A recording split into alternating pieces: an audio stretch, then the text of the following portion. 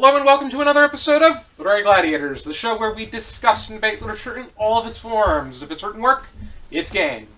Let's meet the panel. Hi, I'm Larry. I'm Sara. I'm Nick. And I'm Josh. And after 2 weeks siesta, it feels good to be back. I was enjoying a nice and comfortable nap, but then I started having some nightmares. Tori was chasing me in a pig's mask, quoting Bob's Burgers. Tita was tap dancing to Gene Kelly, singing What was I doing in the Rain. What was I doing? I don't think you were in that one. Was I in it? No. It's okay. And then, but at that point, I decided I had to come back. But everybody did a great job these past 2 weeks. I may or may not have popped up here and there. We're going to be going over a graphic text that Nick suggested, and that is Blind Prophet by Joseph Cillo Jr. My copy, I got an autographed copy that was sent to me. Oh, excellent. I got an autographed copy as well. Excellent. You got to meet him. I didn't meet him. My mom was at a convention, and she got this for me. So. Oh, okay. And then it was illustrated by Gabriel Santiago. And Nick, you have a discussion starter? So, I completely forgot that I had to choose a discussion starter, but in this book they illustrate both like good and evil. The evil is identified as a serpent, and the good is, of course, an angel. My conversation starter, which is kind of deep and kind of gets you thinking, do you actually feel that people in this world have those spirits or that those angels and serpents around them at all? Yes. I would say they have them. I don't know if they're necessarily that consistent, but I think it was a very clever way in which it was illustrated, and I think the most hysterical part of this comic is when they went to Washington, D.C., because, of course, what surprised me is in Washington, I would imagine that the people would be covered in serpents to the point that you couldn't even see them. Yeah. But I think that it was a great way to illustrate the good and the evil that people possess, because, I mean, you had the people that were being straightforward, like Father Gomez. He was thinking a certain way, but there were also moments where he meant well, and I think that overall he did. Yeah. But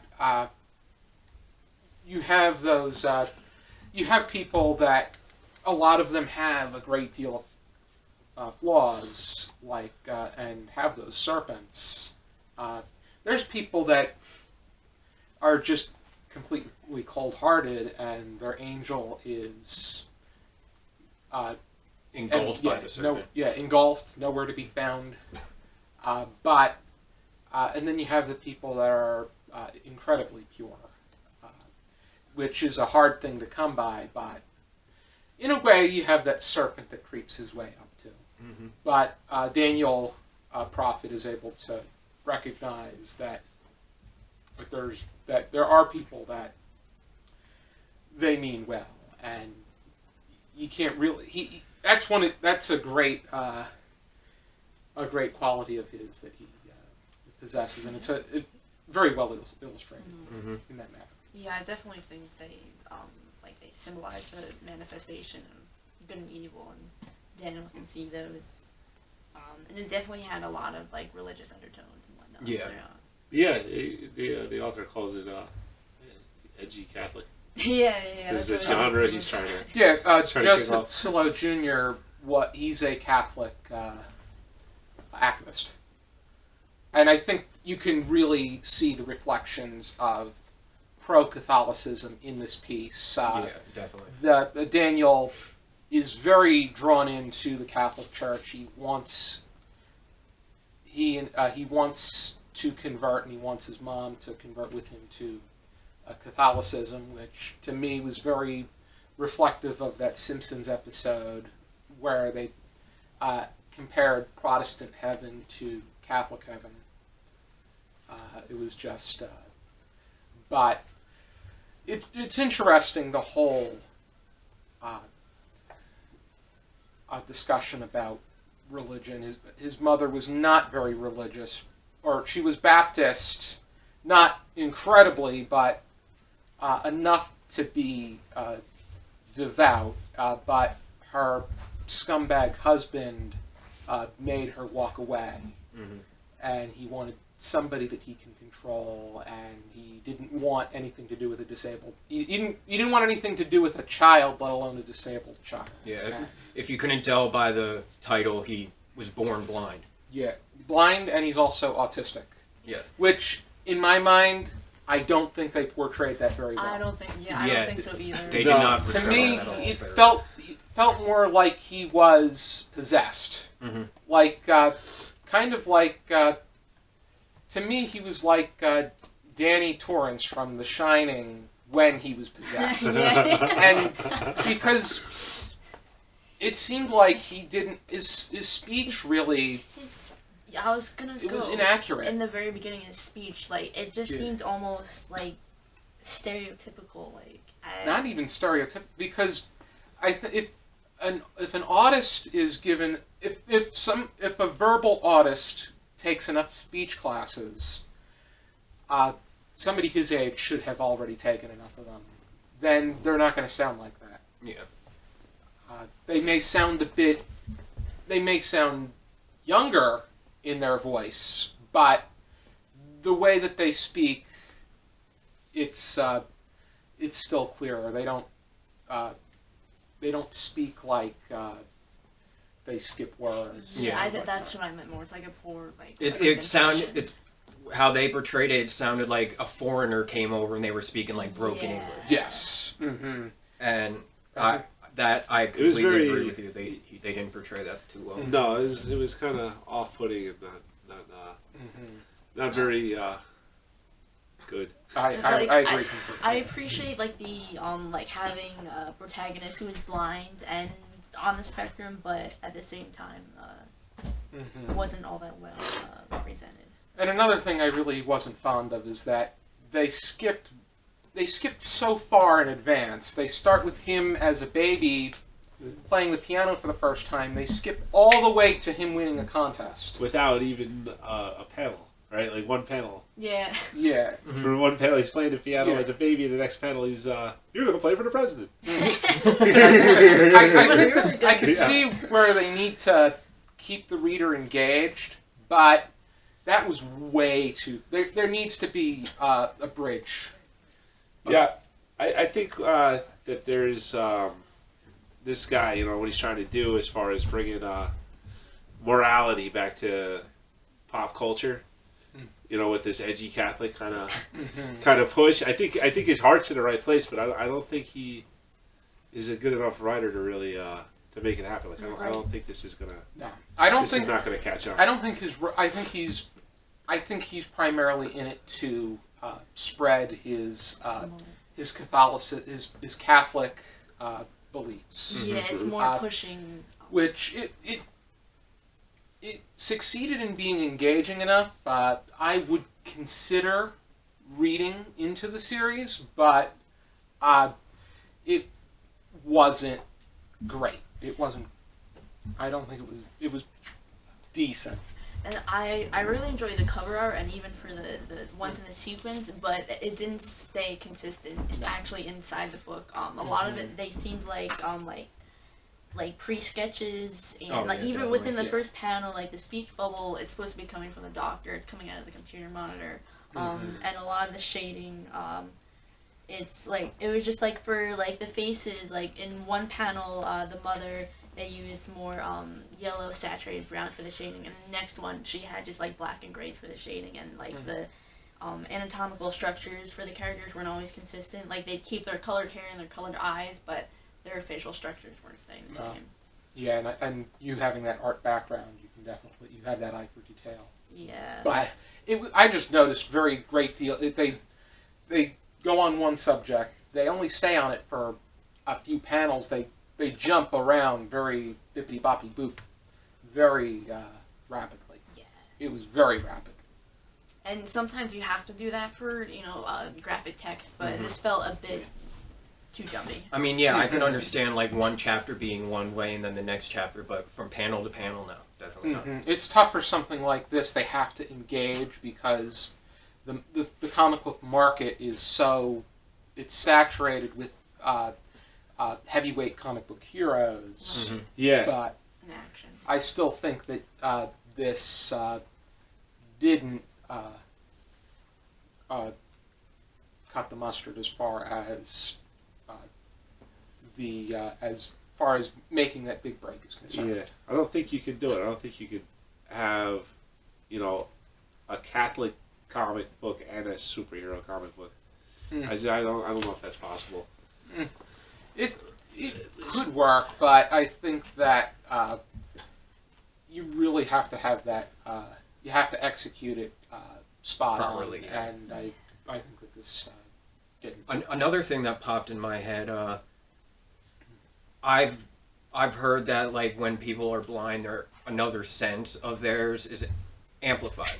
Like Ray Charles, he was born being able to see, but then when he went blind, his sound got improved. Well, it's not that it gets improved. It's that you have to rely on it. Yeah, more. he relies on it more. And being born blind is because you don't know sight, so you're able to. He was able to just. They use the word prophet. I usually use the word gifted.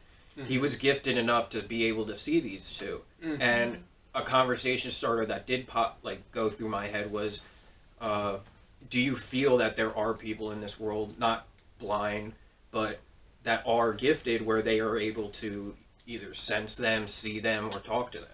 And I 100% believe that is possible. They did do a procedure to try and help him regain his sight, but it strengthened in another area. Yeah. It strengthened his ability to see the demons and the angels and demons. So it's kind of like he's seeing the truth, not Yes. physically seeing. It was a different kind of So sight. they open And a I think different eye. that's the way, and that's I guess that's part of the message that Cillo Jr. is trying to.